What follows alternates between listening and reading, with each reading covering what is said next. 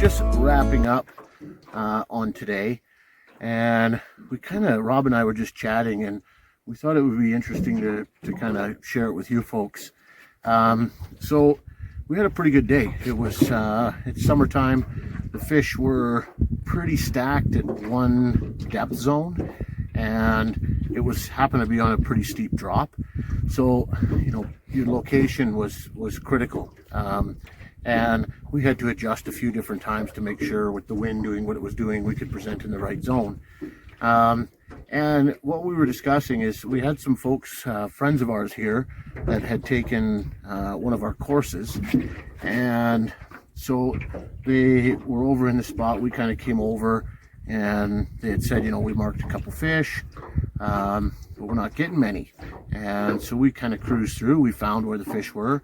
We set up. We then micro adjusted probably 2 or 3 times, and whammo, it was on. Like, we were getting them double headers, and the fella turned around and go, "What is going on here?" And so, you know, we just reiterated to them that just because you're near fish, or you think you're close to fish, close doesn't always cut it in this game. You sometimes have to be, like today, if you were not somewhere in that 16 to 18 foot zone, and when I say zone, I mean the way this drop is, we had to hang our bobbers really within about a 10-foot window. Like, Rob and I were pretty tight together with the bobbers today in order to get them.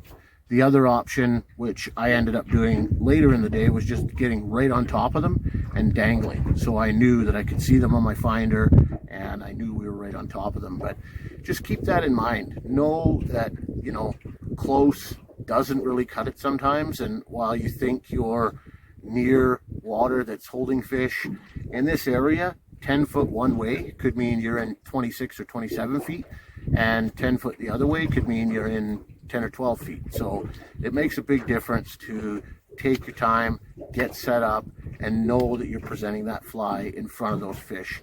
And that'll work in any situation, whether you're on a flat, whether you're on a drop, whether you're whatever.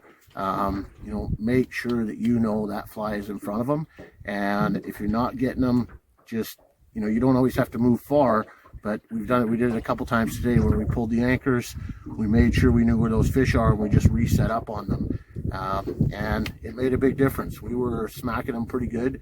And so, yeah, it pays to make those little micro adjustments and make sure, turn close into bang on, and you're going to catch a few more fish. So keep that in mind. I hope that helps. And until the next one, cheers and tight lines.